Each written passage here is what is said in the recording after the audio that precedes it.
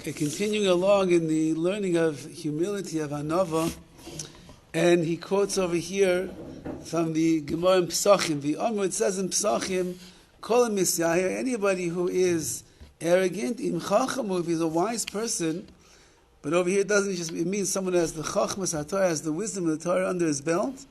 Chachmastai mistalekes mimenu, his wisdom will disappear from him. It will leave him. Arrogance is a good way for a person to push away any chachma, any wisdom that they have. As we mentioned the other day, that person that has too much arrogance, so then there's no room for HaKadosh Baruch Hu inside of there. If the person was a Navi, he was a prophet, his nevuah is going to leave him as well. It's interesting because we find by Bilam HaRasha, Bilam was a Navi. He was the biggest Navi, the biggest prophet that the Goyim had, and yet every time that he opened his mouth to curse Klal Yisrael, and he was coming with tremendous amount of arrogance, saying that I have the ability to find that moment in the day when HaKadosh Baruch Hu gets angry, and I know when it is, and I'll be able to curse the Jewish people. And every time that he opened his mouth, instead of giving the klalos, the curses that he wanted to give, he ended up giving brachas to Klal Yisrael. So you see over here that someone that is a Navi, someone that is a prophet, if they are filled with haughtiness and the like, his nevuah will leave him. The Omer, it says further in the Gemara in Tainus, this is like a tour through Shas over here. Should remind everybody from Daf Yomi all the wonderful Gemaras that we saw. The Gemara says, Torah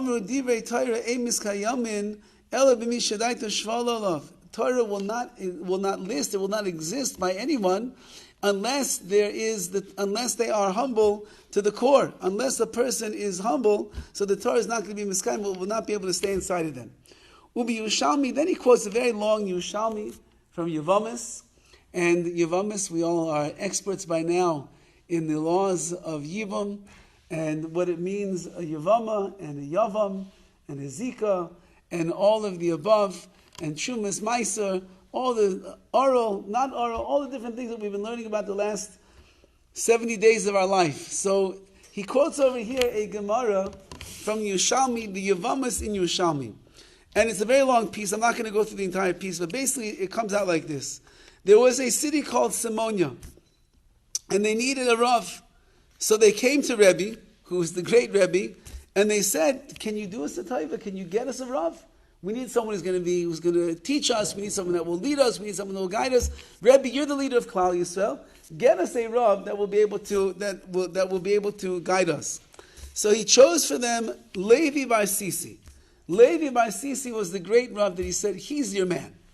Great. They got very excited. They get a haskama, they get a approbation from Rebbe, master of Talmud, and they get ready, they prepare their town for Levi Bar Sisi, the new Rav. So they build a large platform, put him up like on a stage, give him a nice chashuva chair, and they seat him on the chair. And they tell him, you're our Rebbe. So then after he's sitting there and he's looking out on the whole crowd, so they come and they start asking him one complicated shaila after the other. They wanted to see the level of tutelage, of scholarship of this Levi Bar Sisi. So they asked him the following question, very interesting question. They said, if a woman has no hands, how could she perform the mitzvah of chalitza? What's the problem? What is chalitza? She has to take the shoe off of the man. So if she has no hands, how could she do the mitzvah of chalitza? So Rav Levi Bar Sisi, the new appointed Rav, who has the haskama of Rebbe, that he is a massive Talmud Chacham and a leader, he says, I have no idea. I said, okay, let's try this again, Rav Levi. They said, let's say that a woman has to do chalitza and she's going to spit in the shoe, and instead of saliva, she spits out blood. Does the chalitza count? He looks at them again, he says, I have no idea. I'm not quite sure. So they said, okay, maybe halach is too difficult for this rabbi over here. Let's try some Magadata.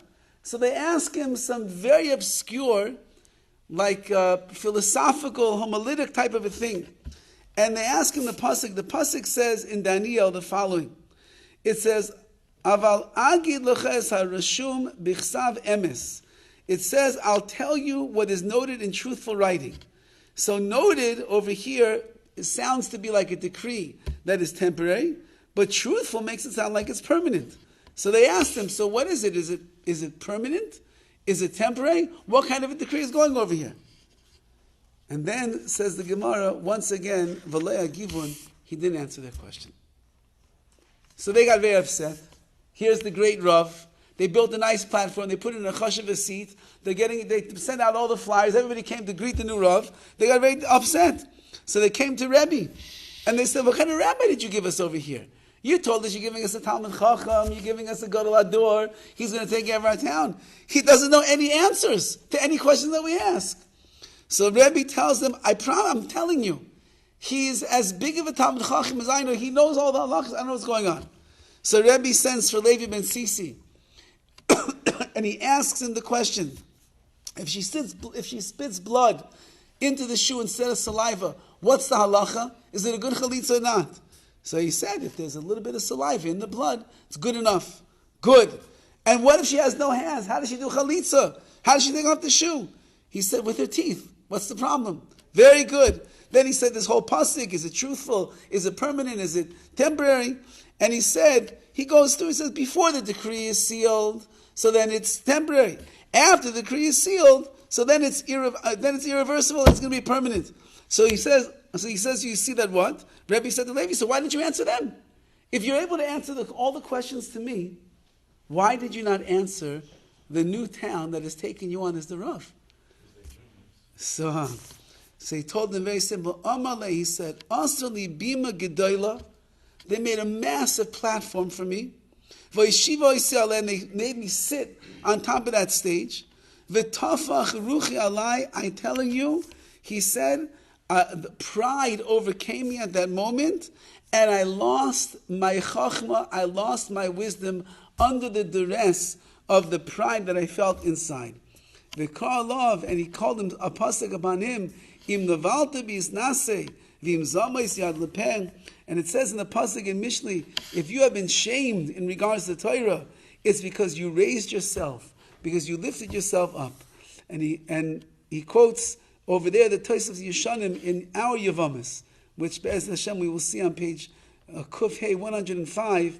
He quotes this whole story from the Yishalmi. He says, "V'simu," it's a sign. Sha'gaiva mashkachas la'adam talmudai.